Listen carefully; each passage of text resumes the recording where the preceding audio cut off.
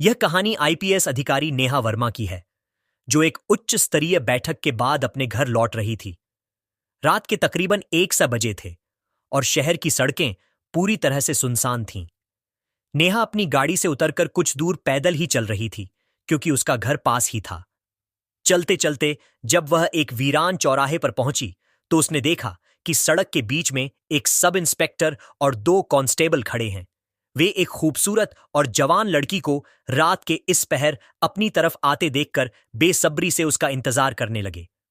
अचानक sub inspector Vikram सड़क के बीचों बीच आकर खड़ा हो गया और नेहा का रास्ता रोकते हुए उसे घूरने लगा। नेहा ने उसे नजरअंदाज करते हुए उसके बगल से गुजरकर आगे की तरफ चलना चाहा, लेकिन विक्रम और उसके कांस्टेबल अब उसके पीछे चलने लगे। चारों ओर अंधेरा छाया हुआ था और नेहा का दिल तेजी से धड़क रहा था। अचानक विक्रम तेजी से पीछे से आया और नेहा का बाजू पकड़ते हुए बोला, "हाँ जी मैडम, कहां से आ रही हो और हमसे मिले बगैर कहां जा रही हो?" तीनों पुलिस वालों के चेहरे पर एक अजीब सी सनक थी। नेहा ने शांत रहने की कोशिश करते हुए कहा, "वह एक जरूरी काम था, वहां से होकर घर जा रही हूं।" विक्रम ने उसके बालों को खींचकर अपनी तरफ करते हुए कहा, "मुझे नहीं बताओगी कि वह क्या जरूरी काम था?" नेहा ने दृढ़ता से कहा, "वह एक जरूरी गोपनीय मीटिंग थी।" अचानक तीनों जोर जोर से हंसने लगे। "इस टाइम कैसी मीटिंग थी?" विक्रम ने तंज कसते हुए पूछा। फिर उसने कहा, "हमारे साथ भी कोई मीटिंग कर लो।" विक्रम ने नेहा के बाजू को जोर से खींचा और उसकी कुर्ती का कपड़ा फाड़ दिया। नेहा अब समझ चुकी थी कि कुछ गलत होने वाला है। वह आहिस्ता आहिस्ता पीछे हटने लगी और विक्रम उसकी तरफ बढ़ने लगा। जैसे ही विक्रम ने नेहा को पकड़ने के लिए छलांग लगाई, नेहा अचानक तेजी से भागना शुरू कर दिया। विक्रम भी उसके पीछे भागने लगा। नेहा की सांसें उखड़ चुकी थीं। वह अपनी जान बचाने के लिए भाग रही थी। अचानक विक्रम ने उसे पीछे से धक्का दे दिया और वह सड़क के बीचों बीच गिर गई। विक्रम के चेहरे पर अब एक वहशीपन छा गया था। उसने सड़क पर गिरी हुई नेहा को अजीब नजरों से देखा। नेहा को लगा कि अब बचने का कोई रास्ता नहीं है। जैसे ही विक्रम उसे पकड़ने के लिए अपने दोनों हाथ आगे बढ़ाए, नेहा ने पूरी ताकत से उसे धक्का दिया और पीछे धकेल दिया। नेहा उठ खड़ी हुई तो विक्रम तेजी से उसके पास आया और उसे पीछे से पकड़ लिया। नेहा ने जोरदार आवाज में कहा, "देखो, मुझे जाने दो। ये तुम ठीक नहीं कर रहे, वरना तुम्हें इसका अंजाम भुगतना पड़ेगा।" लेकिन विक्रम अब अपनी सनक में था। इतने में बाकी 2 कांस्टेबल भी वहां पहुंच गए और नेहा की बात सुनकर तीनों ठहाके मारकर हंसने लगे।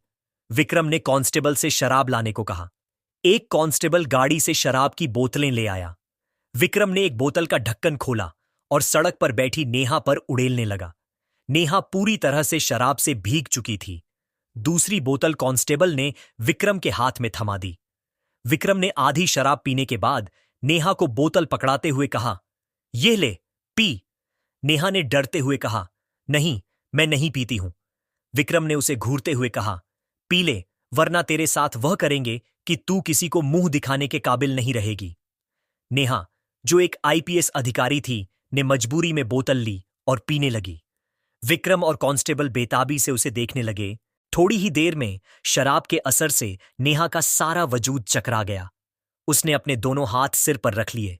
देखते ही देखते वह मदहोशी के आलम में सड़क के बीचों बीच लेट गई। वह अर्ध बेहोश पड़ी थी। विक्रम उसके करीब आया और झुककर उसके चेहरे को देखने लगा। उसने उसके बालों की एक लट अपनी उंगलियों में लपेटते हुए मुस्कुराकर कहा, "हां, अब मजा आएगा।" दोनों कांस्टेबल भी करीब आ गए। जैसे ही विक्रम ने आगे बढ़कर नेहा के गाल को छूने की कोशिश की, तभी एक झटका हुआ। नेहा ने जमीन पर पड़ी वह खाली बोतल अचानक उठाकर पूरी ताकत से विक्रम के सिर पर दे मारी। विक्रम की आंखों के सामने अंधेरा छा गया और उसका माथा जख्मी हो गया। वह वहीं जमीन पर लड़खड़ाता हुआ गिर पड़ा। नेहा लड़खड़ाती हुई, कांपते हुए उठने लगी। नशे की वजह से उसे चक्कर आ रहे थे, मगर वह अपनी पूरी शिद्दत से दौड़ रही थी। जमीन पर पड़े विक्रम ने चिल्लाते हुए कांस्टेबल से कहा, "क्या देख रहे हो? पकड़ो इसे, इसकी सजा अब इसे जरूर मिलेगी।" एक कांस्टेबल ने तेजी से भागकर नेहा को बाजू से पकड़ लिया। तभी विक्रम गुस्से में भागता हुआ करीब आया। उसने कांस्टेबल के हाथों से नेहा को खींचकर अपने करीब किया और गरजते हुए बोला, "तूने मेरे साथ खेलने की कोशिश की, अब तेरी सजा और भी बढ़ गई है।" विक्रम उसे खींचते हुए अपनी गाड़ी की तरफ ले जाने लगा और कांस्टेबल से कहा, तुम यहीं रुको। अब जो करना है मैं ही करूंगा। अब मैं अपनी असली पावर दिखाता हूं।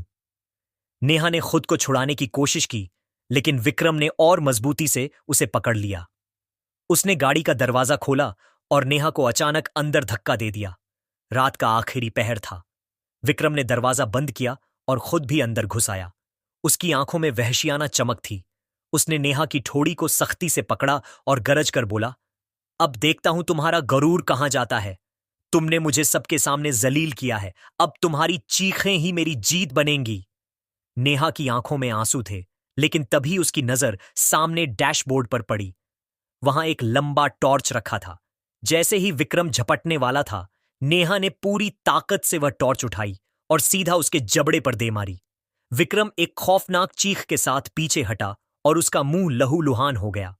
नेहा ने तुरंत दरवाजा खोला और अंधाधुंध भागने लगी। नेहा भागकर एक पुराने कारखाने के खंडहर में छुप गई। विक्रम पागलों की तरह उसका पीछा करते हुए अंदर आया। उसने झंग आलूदा लोहे की सलाख उठाकर जमीन पर रगड़ना शुरू किया। थोड़ी देर बाद विक्रम ने नेहा को मशीन के पीछे पकड़ लिया। नेहा समझ गई कि अब बचने का कोई रास्ता नहीं। उसने इंस्पेक्टर की तरफ चेहरा घुमाया और कहा, देखो, तुम ये सब ठीक नहीं कर रहे। जो तुम अब करने वाले हो उसका अंजाम तुम्हारे साथ बहुत बुरा होगा। कानून तुम्हें इसकी सजा देगा। विक्रम हंसते हुए बोला, ऐ पागल लड़की, कानून? कानून वही है जो मैं चाहूं, और अभी इस वीरान जगह पर कोई तेरी चीखें सुनने वाला नहीं। नेहा डरते डरते वहां से उठ खड़ी हुई। उसने अचानक विक्रम को जोर से धक्का दिया और कारखाने से बाहर निकलकर तेजी से एक बार फिर दौड़ने लगी।